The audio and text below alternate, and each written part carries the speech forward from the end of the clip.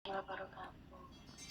Baik, Ibu Evi, terima kasih atas pemaparan materi yang luar biasa juga, yang tidak kalah dengan materi sebelumnya.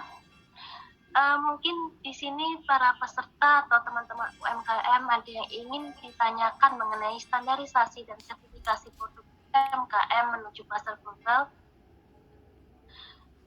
Jika ada, mungkin segera raise hand atau bisa ditulis di kolom chat box yang sudah ada di Zoom dan nanti akan disampaikan ke Ibu Evi.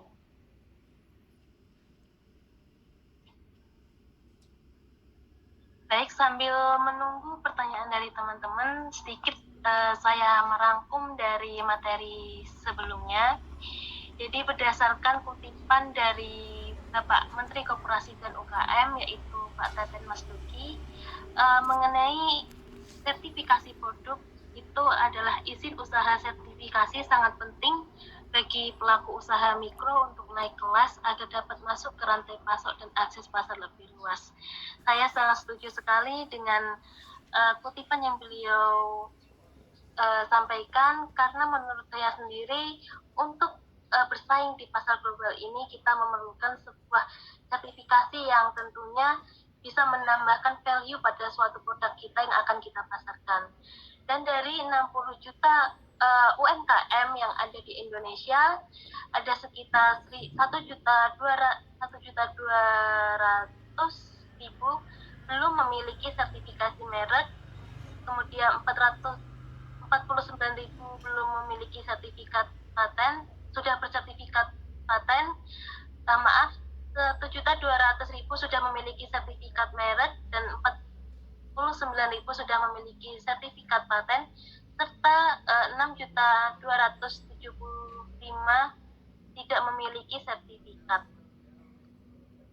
Kemudian dari standar umum produk makanan yang paling sering ditanyakan oleh importir, terdapat 6 standar umum yang mana telah dipaparkan pada materi Ibu Evi hari ini.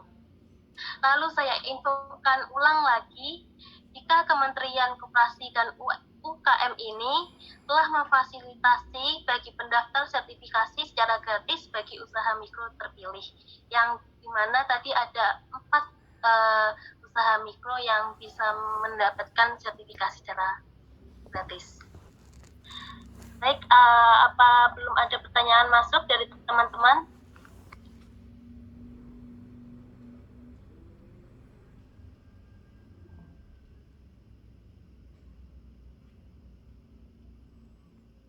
Baik, Ibu, saya ada pertanyaan.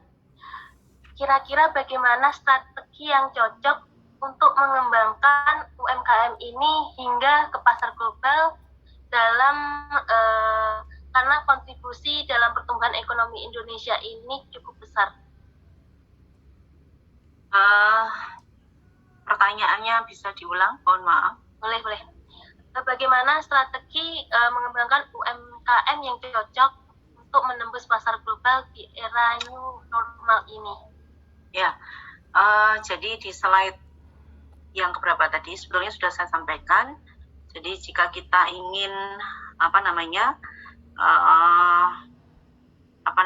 mengupayakan usaha kita atau UMKM yang kita miliki ini sampai tembus ke pasar global, maka ada 8 kunci yang harus kita kenali, ya.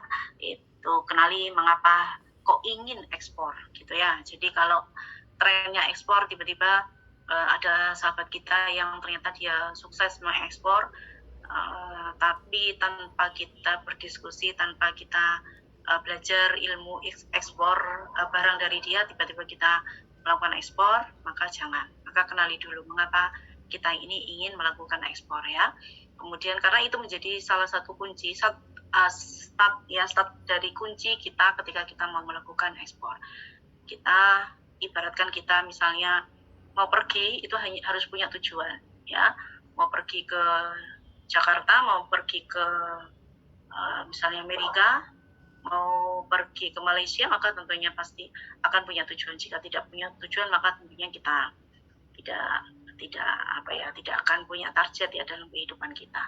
Kemudian kenali nilai, ya, keunggulan, ya. Jadi jenis usaha apa yang kita miliki, maka kenali nilai atau value yang value proposition kita itu apa, value proposition untuk barang kita itu apa gitu ya. Apakah misalnya kalau saya mau ekspor ke negara Arab misalnya ya, di sana value apa namanya propositionnya, misalnya saya kebetulan adalah anak dari pengusaha cengkeh gitu, apakah memungkinkan atau apa namanya nilai keunggulannya bisa kita bisa kita dapatkan ketika kita ke sana atau ekspor ke sana ya. Kemudian kenali potensi target ya, target kita itu negara atau tujuannya bagaimana ya, apakah benar-benar kalau misalnya negara Arab itu kan banyak rempahnya ya. Nah, tentunya kita perlu mengenali karakteristik rempah yang ada di Arab. Nah, ketersediaan di Indonesia bagaimana. Kemudian kenali perjanjian ya. Jadi seorang eksportir itu harus punya ilmu. Jadi tidak hanya memiliki keinginan, tetapi harus punya ilmu. Ilmunya salah satunya adalah kenali perjanjian atau kemitraan perdagangan internasional. Apakah Indonesia punya kerjasama dengan negara-negara tersebut di bidang apa, begitu ya. Kemudian kenali standar ekspornya bagaimana. Ini juga ilmu, ini juga pengetahuan ya.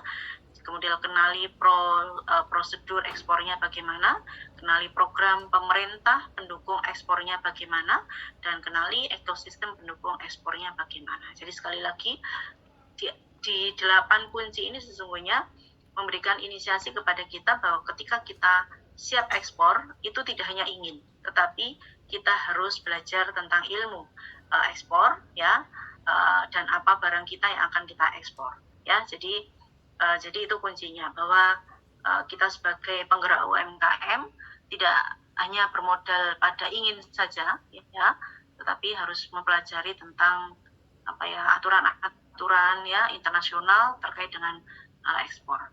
Saya kira demikian, Mbak Salsabila. Baik Ibu, terima kasih atas pemaparan jawabannya. Karena mungkin ini teman-teman UMKM masih belum ada pertanyaan, dan untuk mempersingkat waktu, mungkin Ibu bisa membagikan ini ya, materinya nanti kita share ulang ke teman-teman UMKM. Boleh. Jadi mungkin bisa dipelajari, mungkin ini mereka masih bingung ini menanyakan apa, jadi mungkin akan dipelajari sendiri terlebih dahulu, kemudian nanti jika ada pertanyaan mungkin bisa diadakan diskusi ulang. Ya, yang penting pesan saya bahwa siapapun yang sudah memiliki UMKM, segera pikirkan bagaimana UMKM-nya certified ya. Karena kalau sekarang sudah masanya kita bersaing di pasar global. Jadi tidak hanya di domestik saja, tapi di pasar global. Karena ini saya bicara di depan BPI Dunia, maka tentunya mari kita dorong bersama-sama UMKM kita bisa bersaing di level global. Dan salah satu prasyaratnya adalah memang kita semua harus certified ya, apapun itu UMKM-nya. Tadi di paparan saya yang terakhir tadi semuanya sudah sudah kita masukkan bahwa apa saja, kalau misalnya kita dagangnya adalah di pakaian, apakah itu katun, apakah itu wool, maka tentunya sudah ada sertifikasi atau lembaga-lembaga sertifikasi yang disarankan untuk kita ambil di sana, gitu ya. Jadi sekali lagi bahwa UMKM itu sama dengannya adalah certified ya. Jika tidak certified, jika belum certified, maka tentunya kita tidak bisa bersaing di wilayah domestik dan wilayah global apalagi gitu. Baik Ibu, ini ada pertanyaan masuk, mungkin ini menjadi pertanyaan terakhir ya Ibu. Mohon maaf dijelaskan kembali terkait sertifikasi, apakah produknya atau orangnya yang difasilitasi gratis, mohon diperjelas kembali. Terima kasih. Jadi yang difasilitasi gratis ya. Jadi ada 4 sertifikasi tadi yang gratis tadi ya. Nah.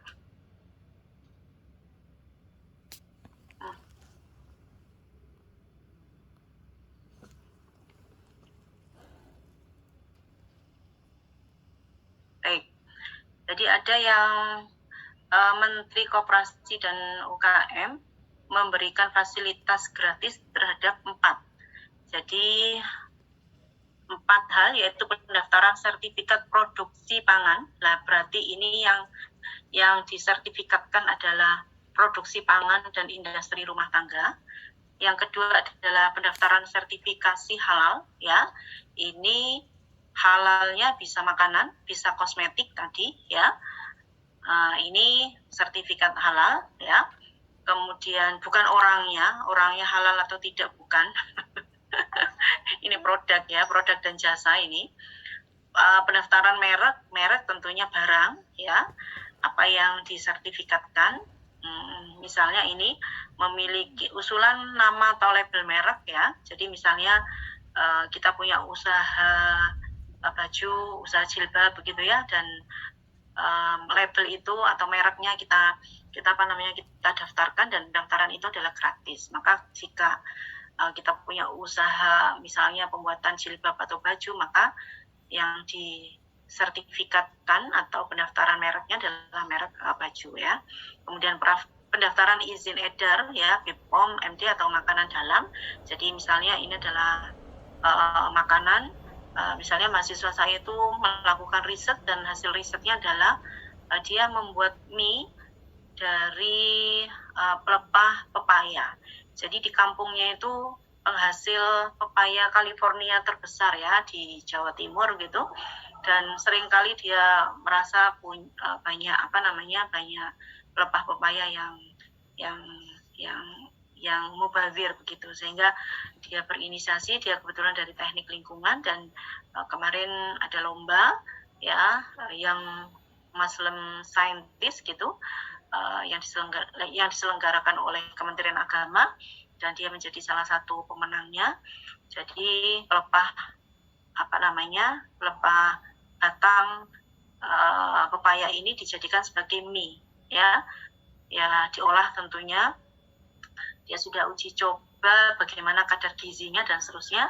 Nah, sekarang ini nampaknya mereka masih sedang izin edar BPOM. Begitu, ya. Jadi kalau pertanyaannya adalah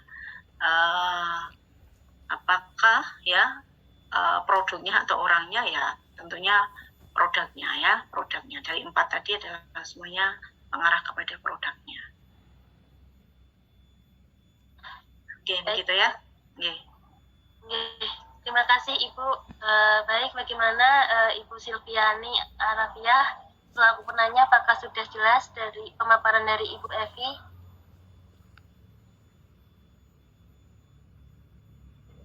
Oh, sudah. Baik, terima kasih Ibu.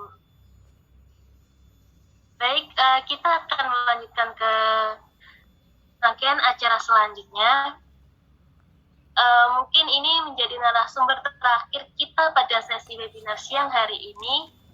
Meskipun menjadi sesi terakhir kita di hari ini, menurut saya kita tidak akan terus akan membantu teman-teman bagaimana bisa mencapai pasar global untuk pelaku UMKM, karena UMKM ini adalah pelaku UMKM ini adalah orang-orang yang sangat penting di roda ekonomi Indonesia saat ini. Oke, mari kita sambut narasumber terakhir kita, yaitu Bapak Andri Tanujaya selaku Direktur PT Perusahaan Perdagangan Indonesia atau PT PPI.